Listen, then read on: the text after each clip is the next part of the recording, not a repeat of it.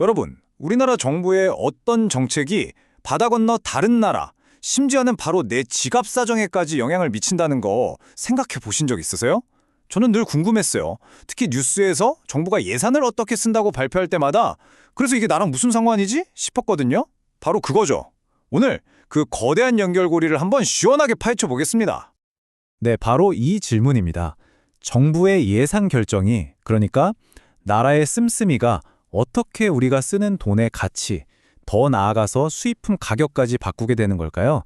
오늘 이 거대한 질문의 답을 한번 찾아가 보려고 합니다. 자, 오늘 우리가 함께 따라가 볼 지도인데요.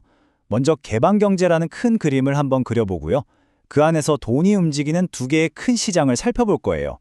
그리고 이 둘이 어떻게 연결되는지, 이게 현실에서 어떤 일들을 만들어내는지까지 쭉 훑어보겠습니다. 자, 그럼 첫 번째 단계부터 시작해볼까요? 사실 현실 경제는 너무 복잡하잖아요. 그래서 경제학자들은 이걸 이해하기 위해 일종의 모형이라는 지도를 사용해요. 저희도 오늘 이 지도를 이용해서 한 나라의 무역과 환율을 움직이는 그 핵심적인 힘이 대체 뭔지 한번 들여다보겠습니다. 이 지도의 핵심은 딱 두 가지, 시장을 동시에 보는 거예요. 바로 대부자금 시장과 외환 시장입니다. 대부자금 시장이라면 국내에서 돈을 빌려주고 빌리는 시장을 말하는 거고, 외환 시장은 말 그대로 달러나 엔화 같은 외화를 사고 파는 시장이군요. 이 전혀 달라 보이는 두 개를 같이 봐야 한다는 게 핵심이네요. 맞아요. 먼저 대부자금 시장부터 자세히 들여다볼게요.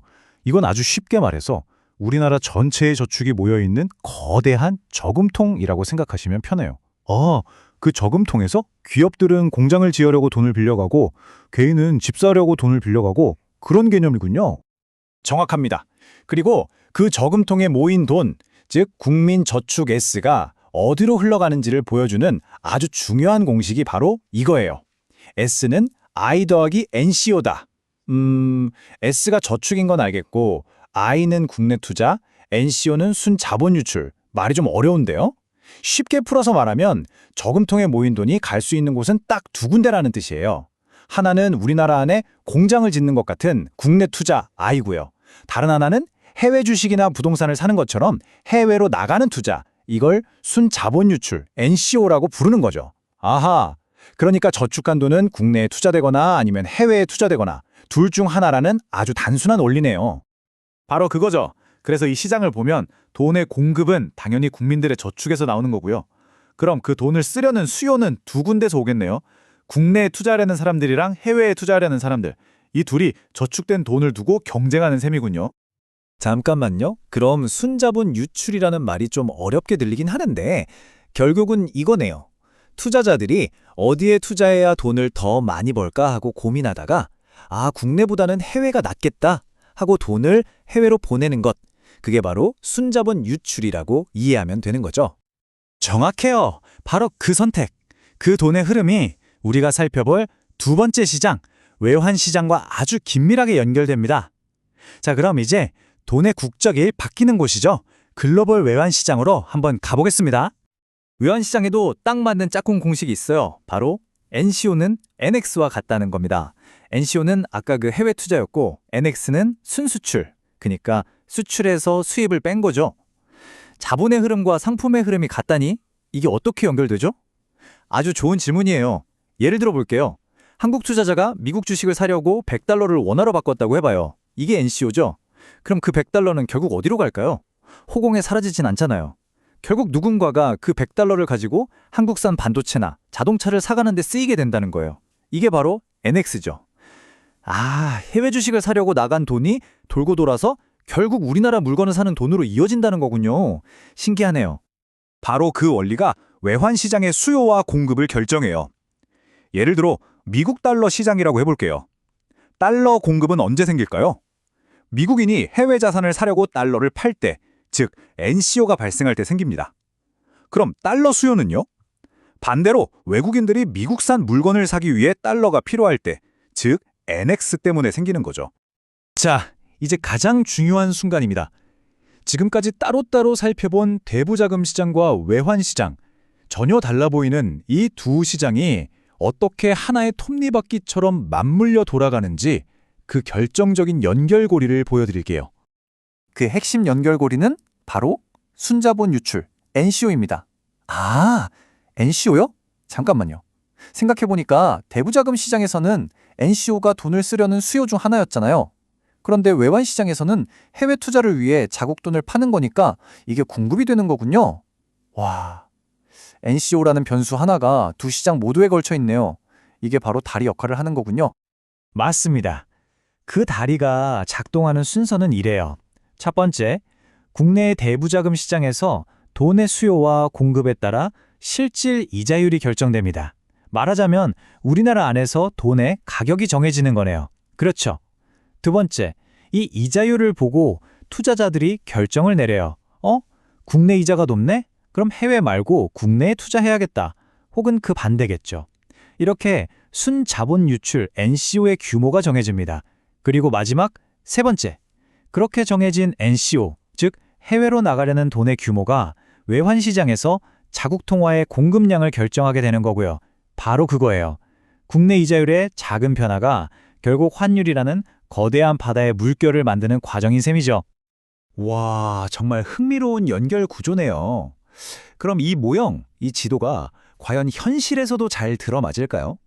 실제 사례에 한번 적용해보면 어떨까요? 아주 좋은 생각이요. 가장 대표적인 시나리오로 시작해보죠. 바로 정부가 버는 돈보다 쓰는 돈이 더 많아지는 재정 적자 상황입니다. 이럴 때 우리 경제에 어떤 파급 효과가 나타나는지 방금 배운 모형을 따라서 한 단계씩 추적해 보겠습니다. 자, 이 흐름을 잘 따라와 보세요. 첫째, 정부가 돈이 부족해서 시장에서 돈을 빌리면 재정 적자. 나라 전체의 저축 총량은 어떻게 될까요? 정부가 가져가 버리니까 민간이 쓸 수 있는 저축이 줄어들겠네요. 정답. 그럼 대부자금 시장에서 빌릴 수 있는 돈이 귀해지니까 이자율은 오르겠죠. 그럼 투자자들은 어떻게 반응할까요? 국내 이자가 높아졌으니 굳이 위험하게 해외로 돈을 보낼 이유가 없죠. 해외 투자가 줄어들겠네요. 즉, 순자본 유출의 NCO가 감소합니다. 자, 거의 다 왔어요. 해외로 나가려던 달러가 줄어드니 외환 시장에서 달러 공급이 줄고 달러의 가치는 올라가겠죠. 이걸 강달러라고 하죠. 아, 달러가 비싸지면 미국 물건도 비싸지니까 수출은 안 되고 수입은 늘어나겠네요. 결국 무역 적자가 커지는군요. 와, 정부가 돈을 많이 쓴 것뿐인데 이게 돌고 돌아서 무역 적자까지 만들어내네요. 그래서 뉴스에서 쌍둥이 적자라는 말을 쓰는 거군요. 재정 적자와 무역 적자가 마치 쌍둥이처럼 같이 나타나는 현상, 이제 왜 그런지 확실히 알겠네요. 국내 재정 정책이 국제 무역에 이렇게 직접적인 영향을 미친다니 정말 중요하게 봐야 할 문제 같아요. 네, 바로 그 쌍둥이 적자가 수십 년간 쌓인 결과가 이 숫자입니다. 미국은 전 세계에 갚아야 할 빚, 즉 순채무가 무려 17조 7,500억 달러에 달하는 세계 최대의 채무국이 된 거죠. 자, 두 번째 시나리오는 이것보다 훨씬 더 급박하고 위험한 상황입니다. 바로 자본 도피, 캐피털 플라이트인데요. 말 그대로 한 나라에 있던 돈이 공포에 질려서 썰물처럼 빠져나가는 현상을 말해요.